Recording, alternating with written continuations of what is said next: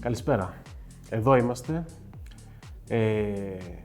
Πρώτο vlog, review, unboxing, όπως θέλετε πείτε το. Είμαι ο Φραγκίσκος Πενίδης, είμαι φωτογράφος και κινηματογραφιστής. Σήμερα θα μιλήσουμε για monitor, όπως το έχετε δει και στον τίτλο του βίντεο άλλωστε.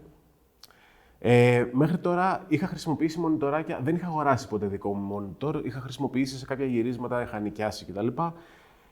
Αυτή την περίοδο, επειδή χρειαζόμουν ένα, μπήκα στη διαδικασία να σκεφτώ και να ψάξω να δω τι θα πάρω σαν monitor για on camera. Εγώ να πω την αλήθεια μου ότι έκλεινα προς τα Filmworld και συγκεκριμένα αυτό το οποίο, όπως γράφουν διάφοροι reviewers, το καλύτερο αυτή τη στιγμή μπορεί να πει κάποιος ότι είναι το F6 Plus. Καλύτερο. Είναι το πιο value for money, δηλαδή σου δίνει τις περισσότερες δυνατότητες στην καλύτερη τιμή. Λοιπόν, εγώ τελικά βέβαια κατέληξα και πήρα ένα άλλο μέσα από το ψάξιμο που έκανα κτλ. Και κατέληξα και πήρα ένα μιας εταιρείας που δεν ήξερα ότι κυκλοφορεί αυτή η εταιρεία τέτοια monitor. Και μιλάμε για την εταιρεία την Godox. Η Godox, η εταιρεία που ξέρουμε, που βγάζει flash, που βγάζει συχνότητες, που βγάζει φώτα, που βγάζει modifiers, shapers κτλ. Έχει κυκλοφορήσει και ένα ενδιαφέρον set με μικρόφωνα, το οποίο ήθελα κάποια στιγμή να το κοιτάξω. Κυκλοφόρησε ένα monitor. Και συγκεκριμένα αυτό εδώ. Godox. Είναι το GM55, όπως λέει και ο τίτλος του βίντεο.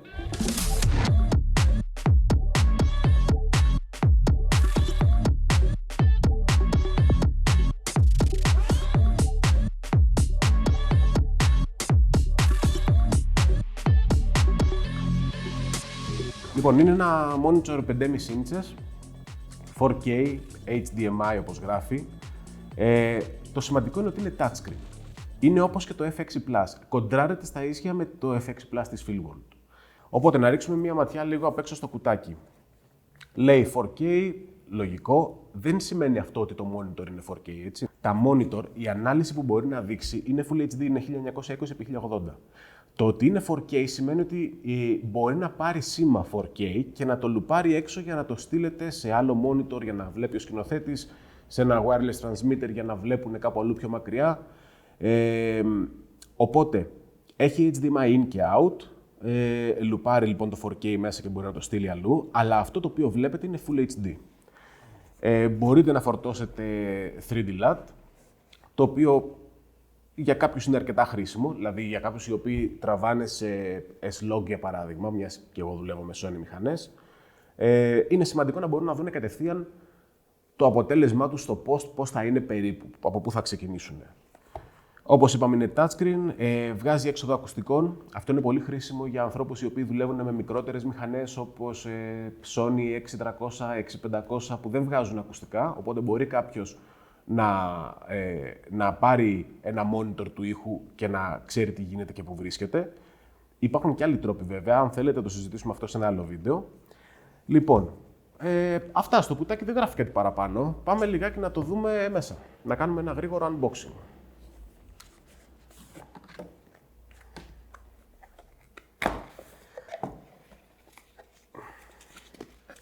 Χαρτούρες και τα γνωστά.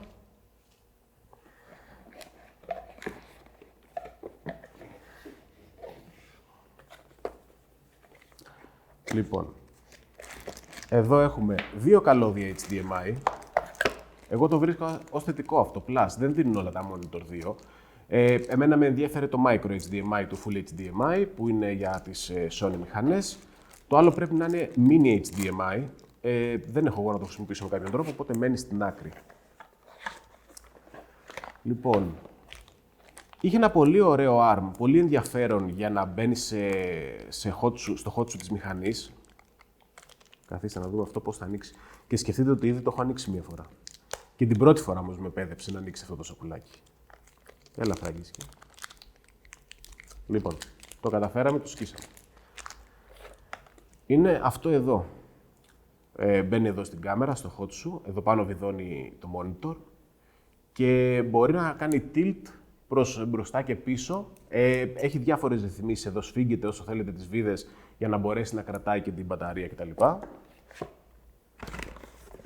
Και άλλη χαρτούρα, είναι το manual, το οποίο μπορείτε να βρείτε και σε PDF αν θέλετε από το site της Godox. Και τελευταίο, έχουμε ένα πολύ ωραίο χουντάκι προστατευτικό που μπορείτε να δουλέψετε έξω. Λοιπόν, είναι πλαστικό, αλλά ανοίγει και μόλις ανοίξει με ελαττήριο πετάγονται και τα πλαϊνά, ώστε να μπορείτε να το δουλέψετε εύκολα και μετά το γύρισμα το κλείνετε, μένει πάνω στο monitor και μπορείτε να πείτε ότι προστατεύει και την οθόνη. Και αυτό περιλαμβάνεται η συσκευασία. Και πάμε και στο σημαντικό της υπόθεσης που είναι το monitor αυτό καθ' αυτό, το οποίο είναι αυτό. 5,5 ίντσες, όλο πλαστικό φυσικά, έτσι δεν το συζητάμε τώρα, μην περιμένετε κάτι διαφορετικό, σε αυτή την οικονομική κατηγορία. Αλλά είναι ωραίο πλαστικό νομίζω. Δεν ξέρω, δεν μου έχει δημιουργήσει μέχρι τώρα, γιατί το έχω δουλέψει κιόλας μια φορά σε ένα γύρισμα, δεν μου δημιούργησε το άγχος ότι θα πάθει κάτι εύκολα σχετικά, έτσι. Όλα αυτά θέλουν προσοχή, αλλά δεν το θεωρώ δηλαδή και το πιο φθηνό πλαστικό που έχω δει. Λοιπόν, να βγάλουμε και τη μεμβράνη, το οποίο το περιμένω από όταν το πήρα, αλλά λόγω unboxing δεν το είχα κάνει μέχρι τώρα. Έφυγε και η μεμβράνη, τέλος. Αυτό λοιπόν είναι το monitor. Μπορεί να βιδώσει στο πλάι, π.χ. αν θέλει κάποιος να το χρησιμοποιήσει σε gimbal, το πήρα και για αυτόν τον λόγο εγώ. Από κάτω, που είναι η βασική του άρμωση που εδώ θα βιδώσουμε για να μπαίνει στο hot shoot της κάμερας ή σε κάποιο cage ή σε κάποιο top handle όπως θα το χρησιμοποιήσω εγώ και έχει τη δυνατότητα να κουμπώσει και από πάνω. Να ξεκινήσουμε λίγο να κάνουμε και τα συγκριτικά, ας πούμε. Τα Feelworld, τα monitor, ενώ έχουν τη δυνατότητα να βιδώσουν σε διάφορα σημεία, πρέπει να ξεβιδώνεις κάθε φορά ένα ανταπτοράκι και να το γυρνάς θέσεις. Λιγάκι, νομίζω, όχι τόσο πρακτικό, οπότε αυτό εγώ το βρήκα πλάς. Παίρνει τις μπαταρίες της NP, της Sony, τις μεγάλες, τις, πώς τη λένε, δεν θυμάμαι κιόλας, NPF. Μπορείτε να βάλετε είτε τις πολύ μεγάλες είτε πιο μικρές. Τροφοδοτούν αυτό το monitor. Δεν έχει το double plate που έχουν τα Feelworld, το οποίο βρίσκα επίσης ενδιαφέρον, που από τη μία μεριά δηλαδή μπορεί να κουμπώσει τέτοια μπαταρία τύπου Sony και από την άλλη μεριά κουμπώνουν μπαταρίες Canon, το οποίο ήταν ενδιαφέρον. Δηλαδή, αν κάποιος χρήστης έχει πολλές μπαταρίες Canon, θα είναι νομίζω ένα σημαντικό πλάσ και αυτό. Η μπαταρία απελευθερώνεται με κουμπάκι.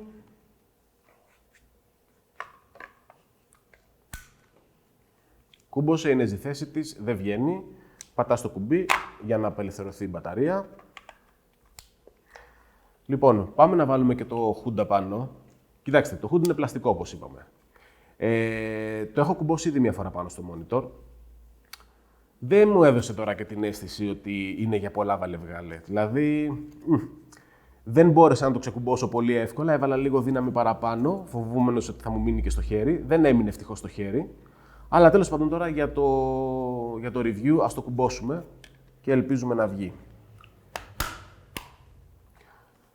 Κούμπωσε. Αυτό είναι το καλό, το ότι αν το έχει κάποιος μόνιμα πάνω κουμπωμένο και το κλείσει, λειτουργεί και ως μια προστασία της οθόνης έξτρα. Για να ανοίξει λοιπόν, το ανοίγουμε από κάτω, τραβάμε και τα πλαϊνά, τα οποία έρχονται στη θέση τους και αυτό είναι το monitor.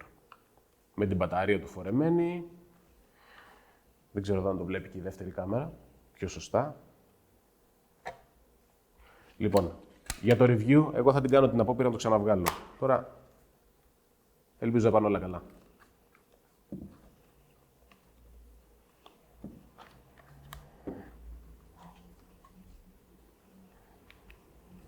Πώς το βγάζουμε, ρε παιδιά. Βγήκε.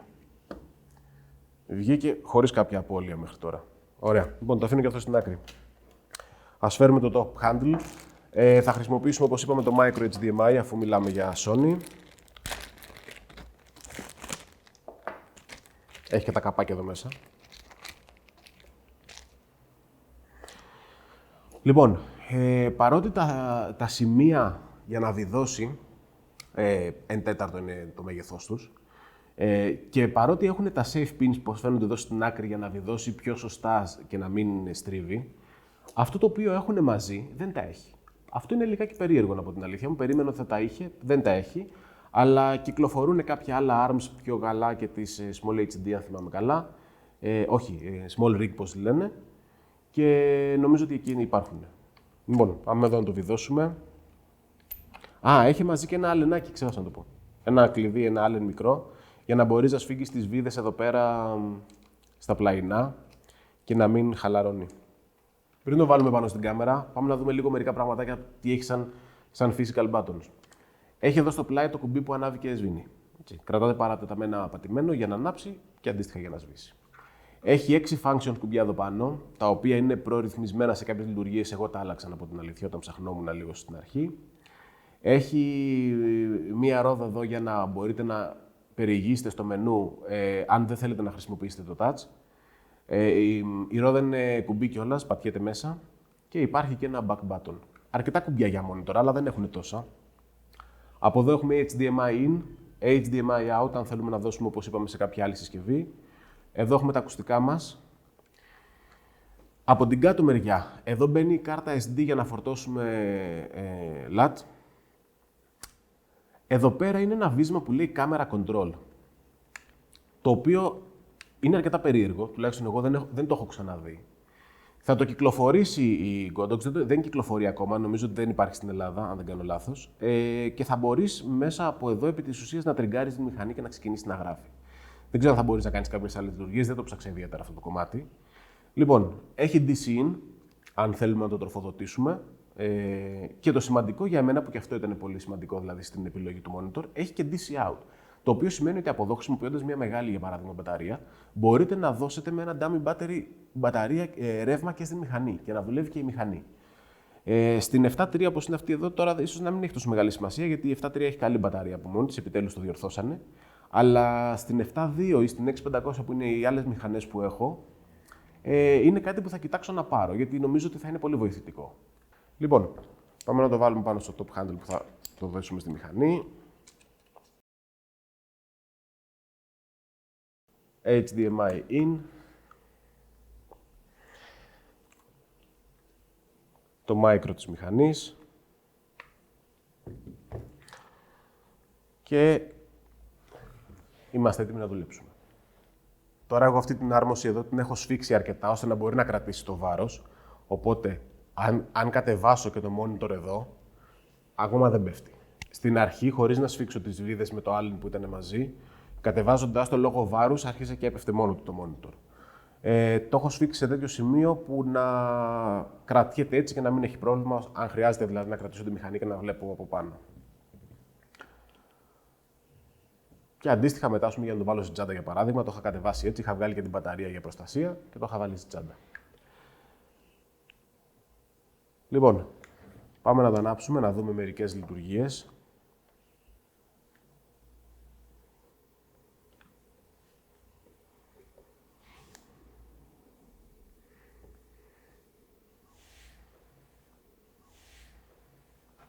Είδατε τον χρόνο που χρειάζεται. Απαιτείται λιγάκι ένας χρόνος, είναι η αλήθεια. Δεν ανάβει τόσο γρήγορα όσο ανάβει η μηχανή. Εδώ πάνω έχουμε την ένδειξη της μπαταρίας μας. Λένε γενικότερα ότι αυτές οι ενδείξεις στα monitor για αυτές τις μπαταρίες δεν είναι πολύ ακριβείς. Δεν το έχω τεστάρει εγώ ακόμα αυτό για να μπορώ να απαντήσω. Έχουμε audiometers εδώ πέρα. Λοιπόν, να κάνουμε μια γρήγορη βόλτα. Διπλό κλικ πάνω στην οθόνη βγάζει το μενού. Το μενού μας ξεκινάει με Focus Assist, False Color. Ό,τι θέλετε το ανάβετε και το κλείνετε. Έχει και δύο modes. Το Focus Assist αντίστοιχα διαλέγετε χρώμα και διαλέγετε και το επίπεδο στο οποίο θέλετε να δουλεύει το Focus Picking. Έχει Zebra. Ρυθμίζετε σε ποια IRI θέλετε να το δείτε. Το Monochrome, Pixel to Pixel. Δεν το έχω ψάξει ιδιαίτερα. Image Flip, αν θέλετε να γυρίσει η οθόνη. Αυτό είναι χρήσιμο, είναι η αλήθεια, και το έχω ρυθμισμένο στο auto. Θα μου πεις πότε θα βρεθείς να γράφεις έτσι, αλλά τέλος πάντων γυρνάει η οθόνη μόνη της. Αυτό είναι καλό. Έχει δηλαδή κάποιο γυροσκόπιο μέσα για να καταλάβει ότι έχει έρθει ανάποδα. Λοιπόν, το zoom είναι ωραίο. Αν το ενεργοποιήσω μου δίνει επί 2 επί 4 e-user. Αυτό σημαίνει ότι αν το ενεργοποιήσω και είμαι στο user, σαν κινητό, ας πούμε, που έχουμε συνηθίσει την κίνηση αυτή, μπορούμε να ζουμάρουμε και να ξεζουμάρουμε. Πού ήμασταν στο zoom. Το κλείνω τώρα για να έρθουμε στο κανονικό μας. Λοιπόν, camera control. Ναι, camera control αυτό που λέγαμε, δεν το έχω ψάξει, δεν έχω ούτως ή άλλως και το καλώδιο. Battery tip είναι για να βλέπουμε την μπαταρία. Από κάτω τα σημαντικά. Video aspect, Αν θέλετε στο αυτόματο ή όποια άλλη ρύθμιση επιλέξετε. Sender Marker σας βγάζει ένα σταυρουδάκι στο κέντρο για να ξέρετε πού είναι το κέντρο της οθόνης σας. Safety. Ρυθμίζετε πόσο θέλετε να βλέπετε το safety. Επειδή εγώ αρκετά συχνά τραβάω 4K, έχω βάλει το safety στο 80% ώστε να έχω λίγο μια εικόνα πάνω κάτω. Όταν κάνω μετά crop στο πλάνο το 4K, να ξέρω λίγο περίπου που έρχεται το 50% του Full HD δηλαδή κτλ. Τι έχουμε εδώ άλλο? Ναι, έχουμε τα bar στα σημαντικότητα που για να το βλέπουμε σε 2.35 προς 1, αν πρόκειται να παίξουμε CinemaScope στο μοντάζ, για να έχετε δηλαδή μια εικόνα που γράφει. Και εδώ ένα ωραίο που έχει είναι ότι επιλέγοντας εγώ αυτή τη στιγμή να βλέπω τις μπάρες του CinemaScope, μπορώ να επιλέξω αν θέλω απλά να βλέπω την μπαρίτσα και να βλέπω και το υπόλοιπο της εικόνας μου, αν θέλω να είναι ημιδιαφανές, οπότε να καταλάβω ακόμα καλύτερα πού γράφω, αλλά και να έχω μια αίσθηση της πληροφορίας που υπάρχει στο υπόλοιπο μέρος της οθόνης, ή να είναι τελείως blackout, να είναι μαύρο. Βλέπω μόνο το 2.35 προς 1. Πολύ χρήσιμο το βρίσκω και εγώ αυτό. Μάλλον θα το αφήσω στο transparent. Λοιπόν, grid, αν θέλετε να βλέπετε rule of thirds κτλ. Και τι έχουμε στο τέλος και τι χρώμα θα είναι όλα αυτά τα markers. Λοιπόν, LUT. Δεν έχει μαζί από μόνο του κάποια LUT. Πρέπει να βάλετε εσείς, όπως δεν έχει μαζί ούτε μνήμη, καρτούλα SD. Αλλά θεωρητικά και αυτό που εγώ δοκίμασα, τα cube files δουλεύουν. Οπότε είναι μια διαδικασία εύκολη, τώρα δεν μπαίνω σε αυτές τις λεπτομέρειες. Βάζετε την κάρτα μνήμης, την διαβάζει, επιλέγετε ποιο θέλετε να φορτώσει, το φορτώνετε.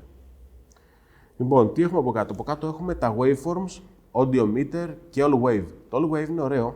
Λοιπόν, γιατί μας δίνει όλη την πληροφορία που μπορούμε να έχουμε. Είναι μια λειτουργία πολύ σημαντική, την οποία έχει και το FX+. Γι' αυτό λέω ότι αυτό το monitor της Godox, το GM55, νομίζω ότι κοντράρεται στα ίσια με το FX+. Και είναι και λίγο πιο οικονομικό. Για όποιον ενδιαφέρεται, μπορεί να τα ψάξει αυτά και να τα βρει. Λοιπόν, έχουμε τα waveforms μας, ό,τι θέλουμε να δούμε σαν πληροφορία.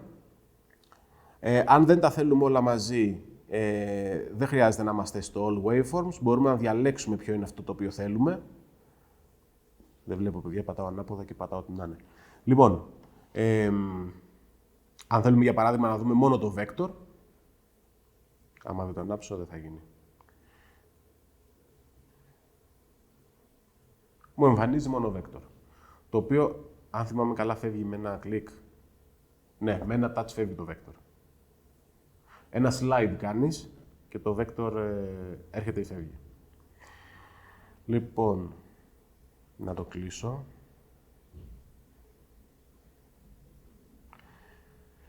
Τι άλλο έχουμε πιο κάτω? Λοιπόν, εδώ έχουμε το color space. Το monitor αυτό υποτίθεται ότι είναι καλυμπραρισμένο εξ αρχής σε Rec 709. Νομίζω και εγώ ότι τα χρώματά του είναι πολύ κοντά σε αυτά που γράφω. Σε αυτό δηλαδή που έβλεπα εγώ στο γύρισμα της προάλλες στην κάμερα, η οθόνη ήταν πάρα πολύ κοντά, αν όχι ακριβώς η ίδια. Οπότε, χωρίς να έχω πάρα πολύ μεγάλη εμπειρία στα καλυμπραρισμένα monitor, νομίζω ότι έχει μια πολύ καλή απόδοση αυτό, out of the box, εξ αρχής. Αλλά πάντως και αν δεν σας αρέσει, μπορείτε να μπείτε και να αλλάξετε contrast, saturation και κάντε ό,τι καταλαβαίνετε, ό,τι άκρη βγάλει ο καθένας. Λοιπόν, εδώ είναι τα 6 διαφορετικά κουμπιά που θα βάλουμε τις λειτουργίες πάνω στην κάμερα. Και εδώ στο τέλος κάτω έχει για να αλλάξετε τη γλώσσα, να αλλάξετε την ένταση στα ακουστικά. Το brightness αυτό είναι στο 100%. Θα συζητήσουμε. User settings, μπορείτε να έχετε 3 διαφορετικούς user. Οπότε ίσως αποθηκεύοντας κάποια προφίλ να μπορεί ο κάθε user ή εγώ αυτό που σκεφτόμουν σαν ενδιαφέρον είναι ότι κατά συνθήκη να μπορώ να αλλάξω και να βλέπω αυτά τα οποία θέλω εκείνη τη στιγμή. Αλλά δυστυχώς δεν μπορούσα να κάνω, δηλαδή την επιλογή του να αλλάξω user δεν μπορούσα να τη βάλω στα 6 κουμπιά που είναι function εδώ πάνω. Γιατί εγώ, ας πούμε, θα ήθελα να φτιάξω 3 διαφορετικά προφίλ μέσα, να μπορώ να το έχω εδώ στο πρώτο μου κουμπί και να πατώντας να διαλέγω το προφίλ. Δηλαδή, τώρα δείξε μου μια εικόνα καθαρή. Τώρα δείξε μου με τα τάδε βοηθήματα που χρειάζομαι. Δεν γίνεται αυτό, να το ξέρετε εξ αρχής. Για να αλλάξετε user, πρέπει λοιπόν να κάνετε διπλό κλικ στην οθόνη, να έρθετε εδώ κάτω, να πατήσετε στο user settings και να αλλάξετε όποιον user θέλετε. Και τι άλλο έχει? Έχει ένα reset και έχει και ένα upgrade μετά, έτσι. Λοιπόν, τις λειτουργίες που είδατε, διπλό κλικ, διπλό tap στην οθόνη, εμφανίζεται το μενού. Αντίστοιχα, αν δεν θέλετε να κάνετε αυτό Γιατί π.χ. μπορεί να είσαστε live σε ένα γύρισμα ή να είναι η κάμερα σε ένα τρίποδο και να μην θέλετε να πειράξετε το σταθερό πλάνο. Πατώντας το κουμπάκι εδώ πάνω που είναι η ροδέλα, εμφανίζεται όλο το μενού, οπότε πλέον εδώ κουνιέσαι με τη ροδέλα για να πλοηγηθείς μες στο μενού.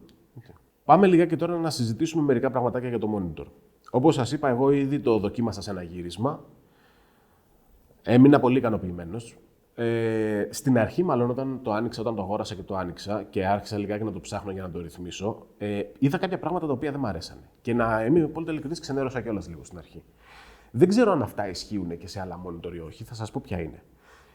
Με εκνεύρισε πολύ το γεγονός του ότι δεν μπορώ να έχω το focus assist, το focus picking δηλαδή, και το zebra ταυτόχρονα ανοιχτό. Αυτό δεν μπορεί να γίνει. Για κάποιο λόγο που εγώ τουλάχιστον δεν έχω καταφέρει, δεν έχω βρει ακόμα. Δηλαδή, πρέπει να έχω. Πατώντας εδώ πάνω, έχω βάλει το focus assist, έτσι. Αυτή τη στιγμή τώρα έχει ένα picking. Αν δείτε εκεί στην άκρη, αν φαίνεται, τέλος πάντων έχει ένα picking. Αν πατήσω να δω zebra, το οποίο είναι πάρα πολύ χρήσιμο, το focus assist κλείνει. Οπότε βλέπω μόνο zebra.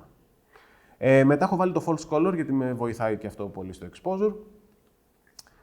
Μετά τι έχω? Έχω τα LUT. Μετά έχω βάλει ένα κουμπάκι να ανοιγοκλίνει το LUT. Δηλαδή, του έχω προεπιλέξει ποιο θέλω να μου ενεργοποιεί σε αυτό το κουμπί. Οπότε, πατώντας το, ενεργοποιεί και βλέπω την εικόνα όπως θα είναι με το LUT, αλλιώς το κλείνω. Εδώ έχω το image flip, το έχω βάλει στο off και on. Αχρίαστο είναι, η αλήθεια είναι. Θα βάλω κάτι άλλο εδώ. Και στο τέλος έχω πατήσει το όλο, ώστε πριν ξεκινήσω ένα γύρισμα να μπορώ να το πατήσω για να δω όλες μου τις πληροφορίες, πού βρίσκεται η εικόνα μου, αν είμαι under, over κτλ. Και ξεπατώντας το, έρχεσαι πάλι πίσω.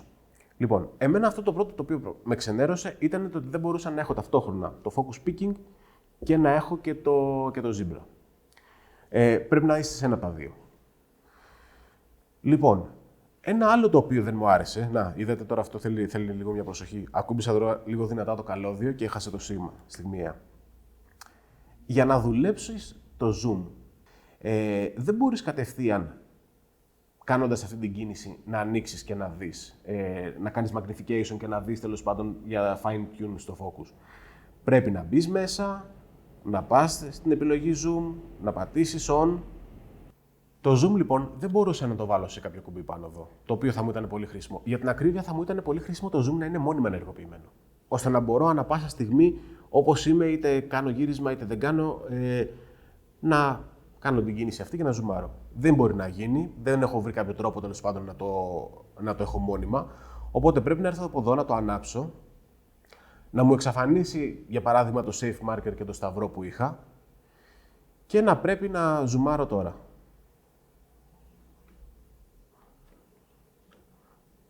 Πρέπει να ενεργοποιήσω και τα picking. Κλασικά, αν πατήσω zebra, φύγαν όλα. Δεν ξέρω, εγώ αυτά τα βρήκα λίγο δύσχριστα. Εντάξει, θα μου πείτε είναι θέμα συνήθειας και βρίσκεις και τον τρόπο μετά αργότερα για να δουλέψεις, αλλά δεν ξέρω, εγώ το ήθελα λίγο εκεί να μπορώ ταυτόχρονα τουλάχιστον να έχω zebra και focus pick. Πάμε σε ένα άλλο θέμα, το οποίο πιθανόν ισχύει με όλα τα monitor και είναι καλό να το ξέρει κάποιος ο οποίος ενδιαφέρεται να αγοράσει. Λοιπόν, πρώτα απ' όλα, όταν είναι σε Full HD, μπορείς να βλέπεις την οθόνη σου, αποκλίνει HDMI out, χωρίς να έχεις δηλαδή όλα τα στοιχεία που δείχνει το μονιτοράκι εδώ της κάμερας. Λοιπόν, αν το επιλέξω όμως να μου μεταφέρει τα στοιχεία και να τα βλέπω εδώ, δεν βλέπω πλέον στην οθόνη τίποτα. Αν τα μεταφέρω πάνω, η οθόνη έσβησε. Βλέπεις μόνο εδώ. Εδώ δεν έχω τίποτα. Επίσης δεν το βρήκα πολύ χρήσιμο. Αυτό όμως δεν νομίζω ότι είναι παράπονο μόνο προς αυτό το monitor, γιατί αν δεν κάνω λάθος πρέπει να ισχύει και για τα υπόλοιπα. Οπότε, πάμε πάλι off για να μπορώ να έχω τουλάχιστον και στα δύο, να βλέπω εδώ την εικόνα μου καθαρή και να έχω κάτω τα στοιχεία όλα και να βλέπω και μία εικόνα κάτω αν χρειάζομαι. Και πάμε τώρα στην άλλη υπόθεση του 4K. Και στα 4K λιγάκι έχουμε θεματάκια. Αν πας να γράψεις 4K, βλέπεις την οθόνη σου χωρίς τα στοιχεία τίποτα και δουλεύει η οθόνη με τα στοιχεία. Αν πατήσω rec, Η οθόνη σβήνει, μαυρίζει, συνεχίζω να βλέπω τα στοιχεία εδώ, οπότε εδώ πέρα τώρα πλέον έχω μόνο τα στοιχεία μου και εδώ έχω μόνο την εικόνα. Και έτσι και επιλέξουμε, τώρα που είμαστε στο 4K, να έχουμε και το μενού πάνω. Να δω αν γίνεται κιόλας, δεν θυμάμαι, νομίζω ότι δεν γίνεται. Ναι, είναι γκρι επιλογή. Δεν μπορώ δηλαδή να στείλω όλες τις πληροφορίες που έχω στην οθόνη της κάμερας στο monitor όταν είναι σε 4K λειτουργία. Άρα λοιπόν, σε 4K λειτουργία βλέπεις πάνω μόνο εικόνα, κάτω όταν δεν γράφει μηχανή βλέπεις και εικόνα και πληροφορίες και όταν γράφει μηχανή κάτω βλέπεις πληροφορίες. Όταν είσαι στο HD μπορείς να έχεις πάνω εικόνα, κάτω εικόνα και πληροφορίες. Αν πατήσεις πληροφορίες θα σου έρθουν πάνω, η εικόνα κάτω μαυρίζει. Η οθόνη κάτω μαυρίζει. Λοιπόν, η φωτεινότητα αυτού του monitor είναι στο 400 αν θυμάμαι καλά. Να το δω λίγα και κάπου το έχω διαβάσει. Το έχουν μετρήσει στα 400 nits, πώς τα λένε. Τα Fieldworld υποτίθεται τα μετράνε στα 500. Εντάξει, δεν είναι πολύ μεγάλη διαφορά τώρα μεταξύ των δύο, γιατί άλλοι σου λένε και στα reviews τους ότι δεν είναι 500, είναι πιο χαμηλά. Νομίζω ότι είναι κοντά το ένα με το άλλο. Σημασία έχει ότι και οι δύο περιπτώσεις και τα δύο νούμερα, και το 400 και το 500, δεν είναι ιδιαίτερα φωτεινά. Οπότε να είσαστε προετοιμασμένοι ότι αν το χρησιμοποιήσετε σε εξωτερικό γύρισμα, δεν θα τυφλωθείτε κιόλας από την οθόνη. Πάνω κάτω θα έχετε μία εικόνα όπως είχατε και το πονητοράκι της κάμεράς σας. Βέβαια, χρησιμοποιώντας το HUD θα μπορέσει να βοηθήσει λίγο την κατάσταση. Τώρα, αν θέλετε να πάρετε κάποιο monitor με πολύ μεγάλη φωτεινότητα, νομίζω ότι θα πρέπει οικονομικά να αλλάξετε λίγο κατηγορία. Εγώ πάντως νομίζω ότι είναι μια καλή επιλογή αυτό το Godox. Έχω μείνει ικανοποιημένος, το δοκίμασα και στο γύρισμα, εντυπωσιάστηκα. Αλλάζει αρκετά τον τρόπο δουλειάς. Αυτό να το έχετε στα υπόψη. Αν δηλαδή κάνετε πολλά γυρίσματα με την κάμερα στο χέρι, αλλάζει γενικότερα το βάρος, όπως είναι αναμενόμενο, αλλά αλλάζει και η κατανομή του βάρους, κάτι το οποίο δεν το περίμενα και δεν το είχα σκεφτεί. Δηλαδή, τι θέλω να πω, ανεβαίνει το κέντρο βάρους της κάμερας, οπότε πλέον είναι λίγο πιο δύσκολο να είσαι όσο σταθερός ήσουν πριν. Σε αυτό το σημείο λοιπόν εδώ, όταν ανέβεις, επειδή έχει προσθεθεί όλο αυτό το σύστημα, έχει ανέβει το κέντρο βάρους της μηχανής, οπότε δεν είναι πάρα πολύ εύκολο να μείνει σταθερός. Αν είχε συνηθίσει πριν με κάποιο τρόπο να κρατάς σταθερά τη μηχανή, πλέον θέλει λίγο προσπάθεια για να το ξαναβρείτε. Η εικόνα του monitor μου άρεσε πάρα πολύ. Γενικότερα, επειδή βλέπεις πολύ πιο καθαρά, μπορείς να ζουμάρεις, να δεις λεπτομέρεια. Τα monitor αυτά είναι λίγο δύσκολα, γιατί σε κάποιες κινήσεις μπορεί το χέρι σου να το κρύβει το monitor ή να είσαι πολύ χαμηλά και το χερούλι, ή αν έχεις από πάνω κανένα άλλο shotgun το οποίο βγαίνει και λίγο προς τα πίσω να το κρύβει. Έχει διάφορες δυσκολίες. Η Sony τώρα πλέον με την 7S3 θυμήθηκε ότι πρέπει να βγει το monitor στο πλάι. Οπότε κοιτάμε να ξεπεράσουμε αυτά τα προβλήματα. Εγώ το βρίσκω μια πολύ ωραία αγορά. Έμεινα ικανοποιημένος. Στις μηχανές τις μικρές, στην σειρά Α6000 της Sony, θα πάρετε plus ακουστικά. Πολύ σημαντική υπόθεση, πριν δεν μπορούσατε να ακούσετε με κάποιο τρόπο. Δίνει battery out, οπότε DC out, οπότε μπορείτε να τροφοδοτείτε και τη μηχανή. Επίσης πολύ μεγάλη υπόθεση, γιατί εγώ για την Sony την 7.2 και την 6500 έχω 11-12 μπαταρίες. Οπότε μπορεί να λύσει τέτοια προβληματάκια και έχετε και ένα πολύ πιο καθαρό monitor, βλέπετε πολύ καλύτερα. Αυτά, δεν νομίζω ότι έχω να πω κάτι άλλο. Ελπίζω να σας άρεσε το review, να το βρήκατε χρήσιμο, να πήρατε τις πληροφορίες που θέλετε.